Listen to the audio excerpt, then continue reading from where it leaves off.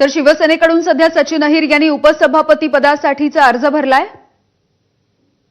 वेगळी ओळख होईल, पकड होईल, यासाठीच खरं म्हणजे त्यांना आमचा उपाध्यक्ष पदाची उमेदवारी देताना सर्व विचारविनिमय करूनच आमच्या नेत्यांनी आदरणीय सन्माननीय एकनाथ शिंदे साहेबांनी त्यांना उमेदवारी दिली। असं आहे की ठाकरेंचे जे खासदार आहेत दिना पाटील यांनी दुसऱ्या पक्षात जाऊ नये याची जबाबदारी ज्यांच्यावर होती तेच सचिन अहिर होते, त्यांनाच तुम्ही तुमच्या पक्षात घेऊन टाकलं।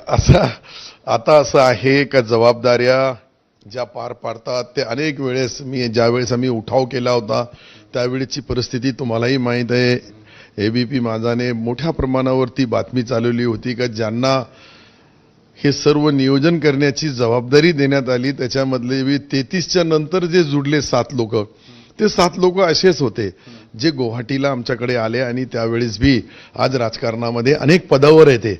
शेवटी राजकारणाचा राजकीय खेळ खेळताना एकनाथ शिंदे साहेब जे निर्णय घेतात ते पक्षाच्या हिताचे असतात, पक्ष मजबूतीकरणाचे असतात आणि विशेषतः तुम्ही जे सांगितलं का सचिन अहिर साहेब हे या पुऱ्या मुवमेंटमध्ये जे त्यांनी काम केलं, कदाचित ह्या सर्व कामाची एकनाथ शिंदे साहेबांनी दिलेली जबाबदारी त्यांनी पहिले पार पाडली असेल म्हणून त्यांना उपाध्यक्षपद यावेळेस मिळालं असेल। बरं, अजून काय काय होणार आहे महाराष्ट्रात? अजून तर आता आमच्या साहेबांनी सांगितलं हे तर टायटल आहे।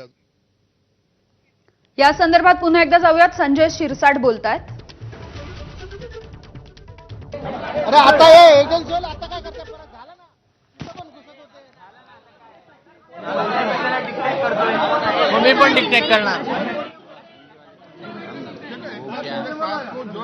तर सचिन अहिर हे शिवसेनेमध्येच होते आणि ते शिवसेनेमध्येच आलेले आहेत अशा पद्धतीची प्रतिक्रिया संजय शिरसाट यांनी दिलेली आहे।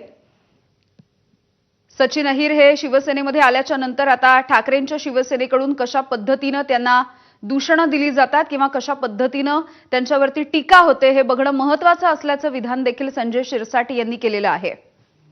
उपमुख्यमंत्री एकनाथ शिंदे यांच्याकडून पुन्हा एकदा ठाकरेंच्या शिवसेनेला हा एक धक्का मानला जातो आहे।